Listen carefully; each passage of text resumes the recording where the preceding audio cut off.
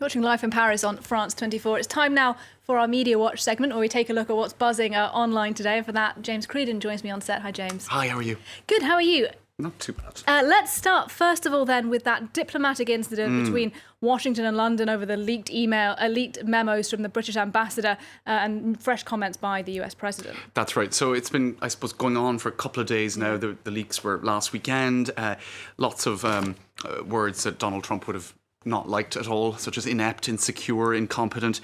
And he did take a couple of days before responding. So this wasn't a case of knee-jerk tweeting, as he has been accused of doing in the past. I think it was actually, I would say, a considered response, which, says a certain amount in itself. In any case, since last weekend, when the Mail on Sunday in the UK broadcast these leaked remarks from the British ambassador, it has been creating a certain amount of noise. The Foreign Office in the UK said, look, these were his views. They're not the views of the UK or the ministers or indeed the government, but ambassadors are paid to be candid. This is the whole point of their job. They're meant to give points of view that are honest and candid in these private memos. And so, you know, the whole kind of, I suppose, the conclusion of the commentariat is that the leaks were wrong. Whoever's behind them should be punished, named and shamed. But Sir Kim Darroch, the ambassador, is actually irreproachable in this regard. That he was doing what his job actually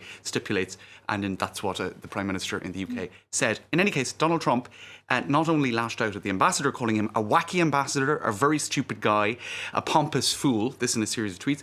He also lashed out at Theresa May for standing behind him, calling her foolish in her management of Brexit, and so it went on. And then this evening, one of the contenders for taking over at Downing Street I suppose, gave his response. They will be debating, Jeremy Hunt and Boris Johnson, imminently on UK television. And so I suppose that was all, this is all part of the build-up to that as well. But he very frankly told Donald Trump, these comments are disrespectful and wrong to our Prime Minister and my country. Your diplomats give their private opinions to the US Secretary of State. So do ours. I mean, stuff that's really kind of common sense. I mean, anyone knows that this is how the diplomatic realm works, anyone working at that level at least. You said the UK-US alliance was the greatest in history, and I agree. And then he went on to say allies need to treat each other with respect. In any case, I'll kind of move forward because there's so much comment on this. I want to get through a certain amount of it. So there was a lot of outrage at Donald Trump's comments in the UK and in the US. Every time I read, this is a barrister in London-based barrister. Every time I read this, I get more outraged on behalf of our proud nation. Global, strong and dignified. Where is the outrage from our sovereign parliament and government? That tweet came prior to Jeremy Hunt's response, for example. But people were really kind of feeling this is outrageous. This is US TV anchor Erin Burnett saying Trump met Kim Jong-un 3 times after he called him a mentally deranged, dotard, gangster, frightened dog. And in other words, then Trump went on to reward Kim Jong-un despite all of those very harsh criticisms, whereas now the British ambassador has been more or less sidelined or banned.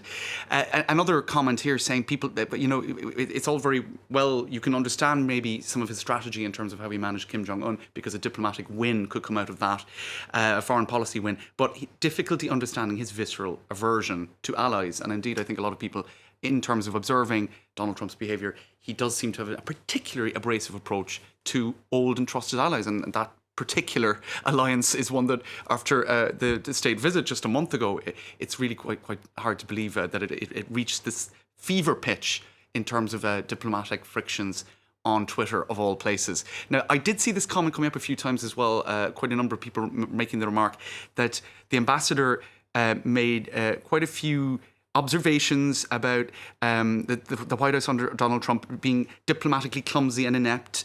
There's no real prospect of things normalising. And people saying, well, actually, the way he responded to the ambassador's remarks would almost confirm the content of the ambassador's sort of commentary. Just one final.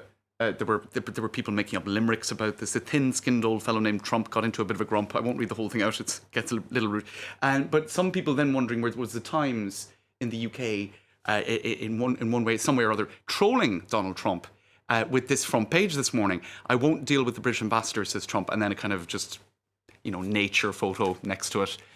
Yeah, you can always count on the British press, can't you, to be a little playful with their images, James. They're lowering themselves to the level of anyway. I won't say any more than that, but yes, I suppose it is funny. There's lots to say about that, but let's bank it quickly because there's a few other things you want to talk about. One of them is the fight against climate change. Paris is rebranding that as a climate emergency. Tell us a bit about the reaction you've seen. Right, just kind of to show some tweets online about really important global policy issues as opposed to kind of diplomatic spats.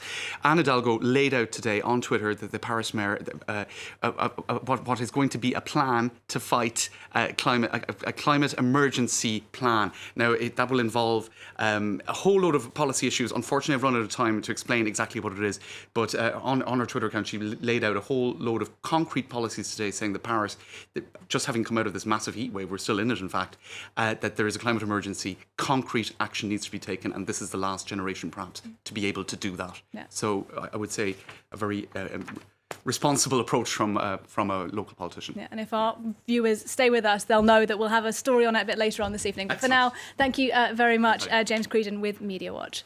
Now, though, on our programme,